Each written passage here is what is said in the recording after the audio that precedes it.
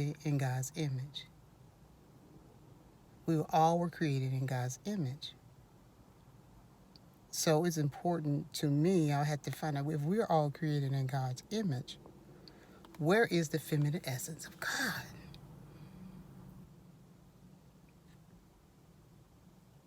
I live my life to honor that. The balance in knowing that God is a loving source that is grounded in all of us, live within all of us. And so as a goddess, that's the reason why I'm a trainer. That's the reason why I'm a student. That's the reason why I live my life the way that I do. I live my life, this is my life, and this is how I feel. I live my life more in a balanced way because I understand that God is a complete, whole, loving force that lives within all things. The trees, the sun, the moon, the star, that miraculous force, that miraculous, loving, kind source lives within all of us. So I see myself as the feminine expression of God, and also I can be the masculine expression of God because God is oneness. And my husband has that dominant, masculine expression of God. And so with this understanding, that's what gets me going every day and knowing when I look at the stars at night, or when I get up in the morning, honestly, I look up at the sun and I'm thankful in the trees. I'm thankful to be here because that source woke me up to see that I too am worthy of all that is good. And I know that it's important to bring the understanding of the expression of God, goddess. It's important to bring that balance to our consciousness because in this Western hemisphere, overwhelmingly it's taught that God is just this force, the energy of man. That's why we have my perspective, a lot of abuse in our world, in our society.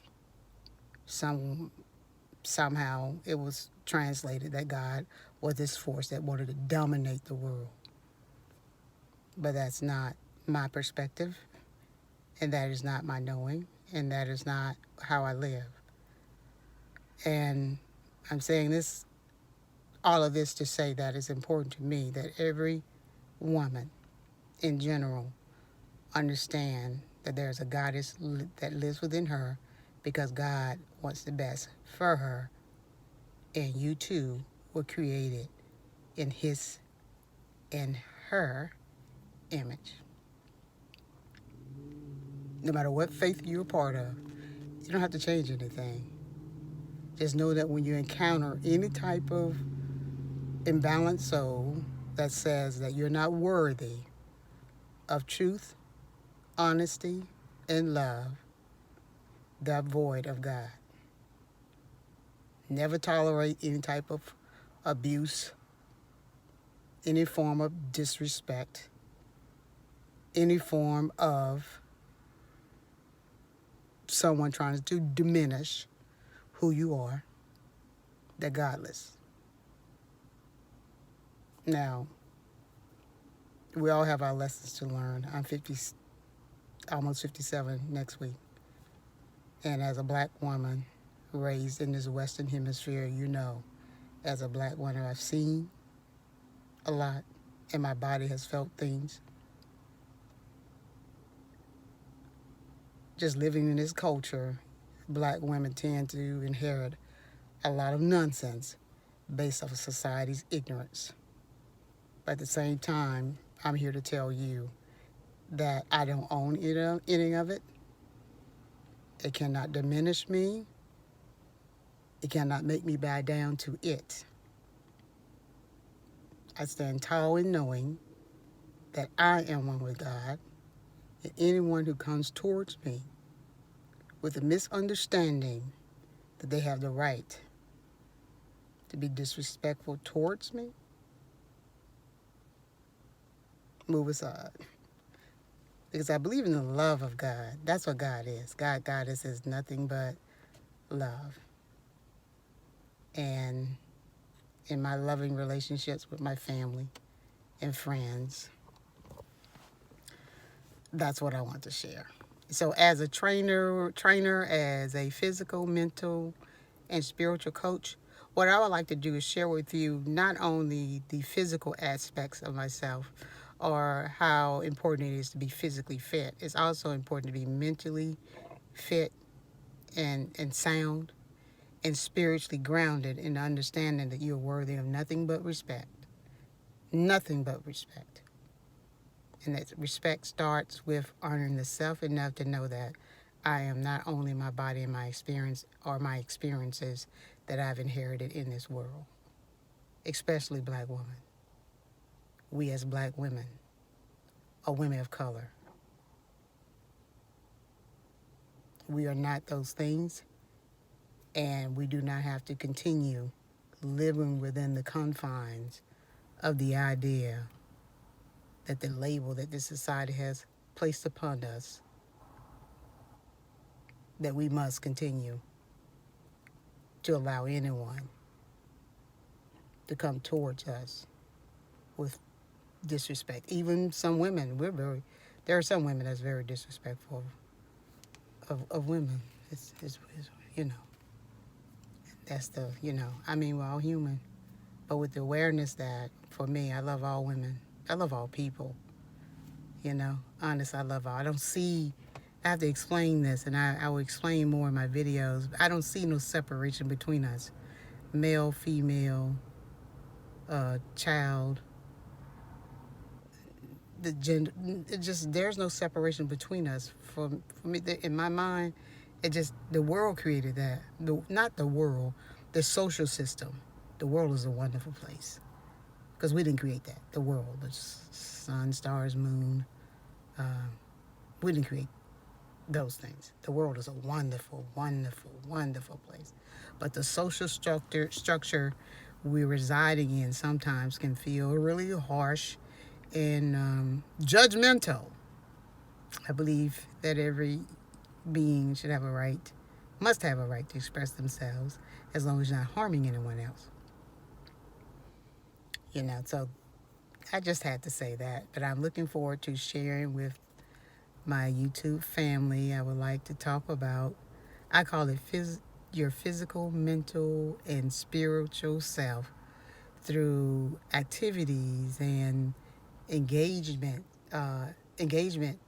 forms of activities that will allow you to be your best self, to be physically fit, mentally sound, and spiritually grounded, where no one can dissect you and say you should be any other than who you claim yourself to be.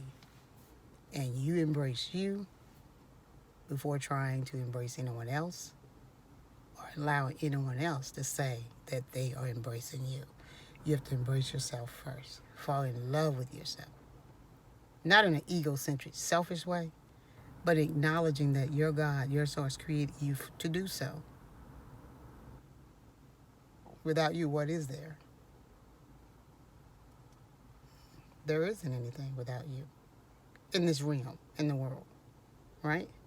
And so I had to say that because I've been talking to so many women. I look at my beautiful goddesses. I have so many beautiful daughters.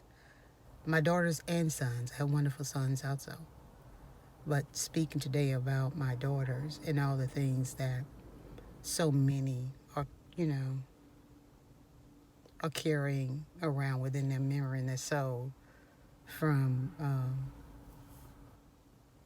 the abuse that this society has inflicted upon them.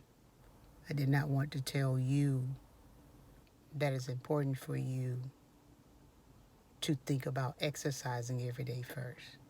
But I want you to know mentally, you're not your thoughts, you're not your experiences, and you're a beautiful soul.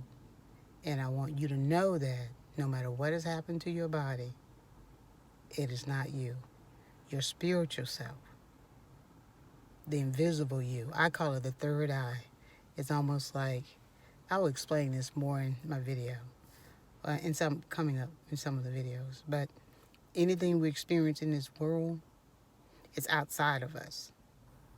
Your deeper knowing of being a goddess, being one with God, being in the higher sense that you're a beautiful vessel that was born, brought here to live your best life according to your will, to protect this first, because that's what your source created, this.